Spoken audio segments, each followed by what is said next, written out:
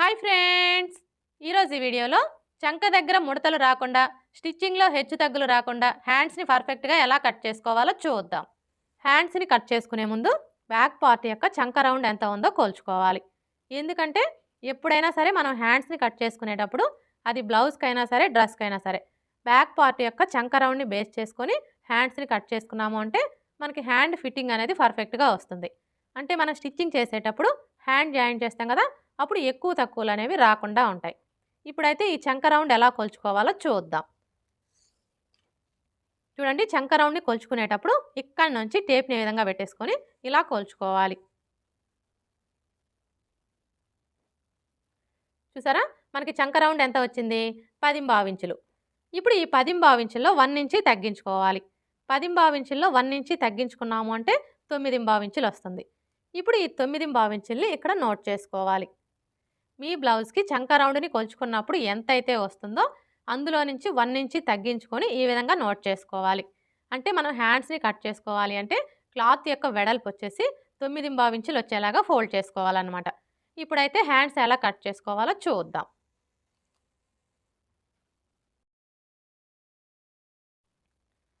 చూడండి, హ్యాండ్స్ని కట్ చేసుకునేటప్పుడు ఈ ఓపెన్స్ రెండు కూడా మన వైపు ఉండేలా చూసుకొని, ఈ ఫోల్డింగ్ వచ్చేసి మనకు ఆపోజిట్లో ఉండేలా చూసుకొని ఇలా 4 మడతలు వచ్చేలాగా ఫోల్డ్ చేసుకోవాలి. ఇలా ఫోల్డ్ చేసుకున్న తర్వాత ఇప్పుడు మనకి ఈ క్లాత్ యొక్క వెడల్పు ఎంత ఉందో ఒకసారి కొలుచుకోవాలి.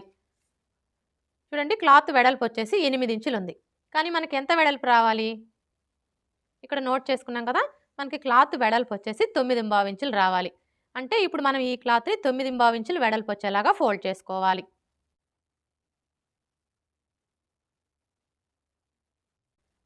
చూడండి, ఈ 2 లేయర్స్ని కూడా ఇలా జరుపుకోవాలి. ఇప్పుడు చూడండి, 9 ఇంచులు కరెక్ట్గా సరిపోయింది. ఈ విధంగా మనకి క్లాత్ ఎంత వెడల్పు అయితే కావాలో అంత వెడల్పు వచ్చేలాగా ఫోల్డ్ చేసుకోవాలి. ఇలా ఫోల్డ్ చేసుకున్న తర్వాత ఈ చివరన ఎడ్జెస్ సమానంగా ఉండడం కోసం ఒక లైన్ డ్రా చేసుకోవాలి. ఇలా డ్రా చేసుకొని ఈ ఎక్స్ట్రా క్లాత్ని కట్ చేసుకోవాలి.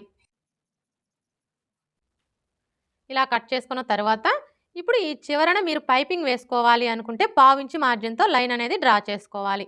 అదే హెమ్మింగ్ పట్టీ వేసుకోవాలి అనుకుంటే 1/2 ఇంచుల మార్జిన్తో లైన్ అనేది డ్రా చేసుకోవాలి. ఇలా డ్రా చేసుకున్న తర్వాత ఇప్పుడు హ్యాండ్ పొడవుని మార్క్ చేసుకోవాలి.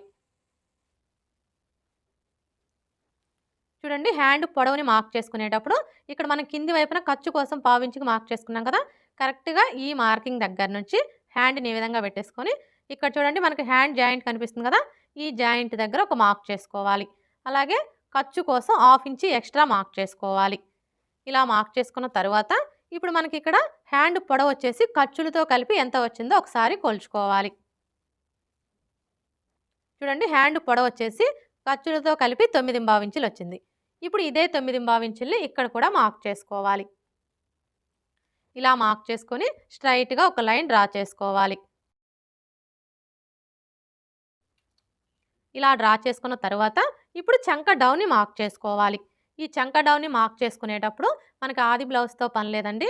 ఆది బ్లౌజ్తో మార్క్ చేసుకునే కంటే కూడా ఇది మనకి ఏ సైజ్ బ్లౌజు అనే దాన్ని బట్టి మనం కరెక్ట్గా మార్క్ చేసుకోవచ్చు.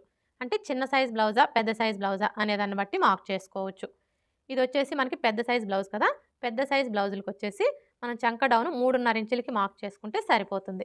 అదే చిన్న సైజ్ బ్లౌజులకి అయితే 3 ఇంచులకి మార్క్ చేసుకోవాలి. ఇలా మార్క్ చేసుకొని స్ట్రైట్గా ఒక లైన్ డ్రా చేసుకోవాలి. ఇలా డ్రా చేసుకున్న తర్వాత ఇప్పుడు హ్యాండ్ లూజ్ని మార్క్ చేసుకోవాలి.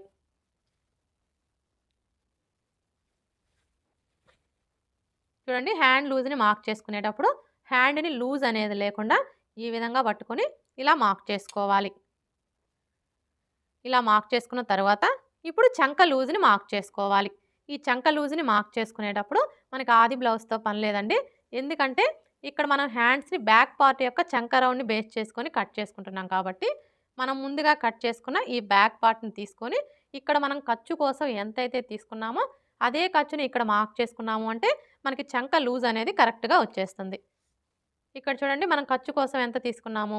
1.5 ఇంచులు కదా. ఇప్పుడు ఇదే 1.5 ఇంచుల్ని ఇక్కడ నుంచి ఇలా మార్క్ చేసుకోవాలి. ఇలా మార్క్ చేసుకొని ఈ 2 మార్కింగ్‌లని కలుపుతూ ఒక లైన్ డ్రా చేసుకోవాలి. ఇలా డ్రా చేసుకున్న తర్వాత ఇప్పుడు మరలా 1.5 ఇంచుల మార్జిన్‌తో ఇంకొక లైన్ డ్రా చేసుకోవాలి. ఇలా డ్రా చేసుకున్న తర్వాత ఇప్పుడు హ్యాండ్ షేప్‌ని డ్రా చేసుకోవాలి. ఈ హ్యాండ్ షేప్‌ని డ్రా చేసుకోవడం కోసం ఇదొచ్చేసి మనకి పెద్ద సైజ్ బ్లౌజ్ కాబట్టి ఈ ఫోల్డింగ్ దగ్గర నుంచి 2.5 ఇంచులకి ఒక మార్క్ చేసుకోవాలి. ఇలా మార్క్ చేసుకొని ఇప్పుడు ఈ మార్కింగ్ దగ్గర నుంచి ఈ మార్కింగ్ దగ్గరికి ఈ విధంగా ఒక లైన్ డ్రా చేసుకోవాలి. ఇలా డ్రా చేసుకున్న తర్వాత ఇప్పుడు ఈ కార్నర్ దగ్గర నుంచి ఒక పావు ఇంచు కిందికి మార్క్ చేసుకోవాలి. ఇప్పుడు మరలా ఈ ఫోల్డింగ్ దగ్గర నుంచి ఇది మనకి పెద్ద సైజ్ బ్లౌజ్ కాబట్టి 1.5 ఇంచులకి మార్క్ చేసుకోవాలి. ఇలా మార్క్ చేసుకొని ఇక్కడ నుంచి ఈ మార్కింగ్‌ని కలుపుతూ ఇలా కొంచెం కొంచెం డౌన్ చేసుకోవాలి. ఇప్పుడు మరలా ఇక్కడ నుంచి స్టార్ట్ చేసుకొని ఇలా ఒక పావు ఇంచు కిందికి డౌన్ చేసుకోవాలి. ఇప్పుడు మనం మార్క్ చేసుకున్న విధంగా కట్ చేసుకోవాలి.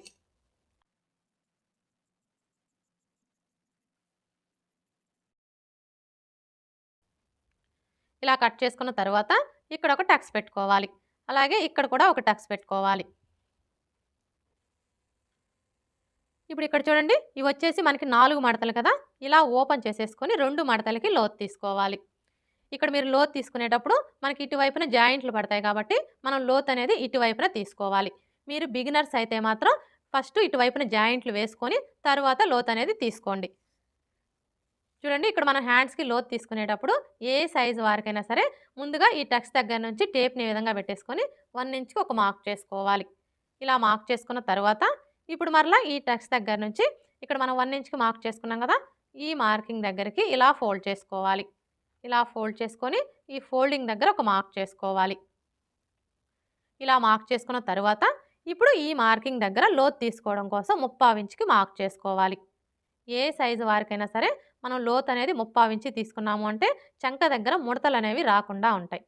ఒకవేళ బాగా సన్నగా ఉన్నారనుకోండి, అంటే మీ నడుము లూజ్ వచ్చేసి 25 ఇంచులు, 25 ఇంచుల కంటే తక్కువ ఉందనుకోండి, అలాంటి వాళ్ళకి 1/2 ఇంచు తీసుకుంటే సరిపోతుంది. ఇక మిగతా ఎవరికైనా కూడా 3/4 ఇంచు తీసుకుంటే సరిపోతుంది. ఇప్పుడు ఈ టక్స్ దగ్గర నుంచి ఈ మార్కింగ్ దగ్గరికి ఈ విధంగా కలిపేసుకోవాలి. ఇప్పుడు మరలా ఇక్కడ నుంచి స్టార్ట్ చేసుకొని ఇక్కడ మనం 1 ఇంచ్కి మార్క్ చేసుకున్నాం కదా, ఈ మార్కింగ్ దగ్గరికి ఇలా కలిపేసుకోవాలి. ఇప్పుడు మనం మార్క్ చేసుకున్న విధంగా కట్ చేసుకోవాలి.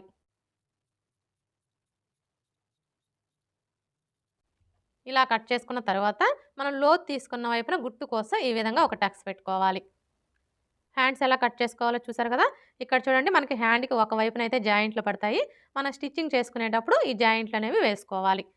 ఓకే ఫ్రెండ్స్, చూసారు కదా హ్యాండ్స్ని పర్ఫెక్ట్గా ఎలా కట్ చేసుకోవాలో. ఈ వీడియో కనుక మీకు నచ్చినట్లయితే లైక్ చేయండి, షేర్ చేయండి, అలాగే సబ్స్క్రైబ్ చేసుకోండి. Thanks for watching.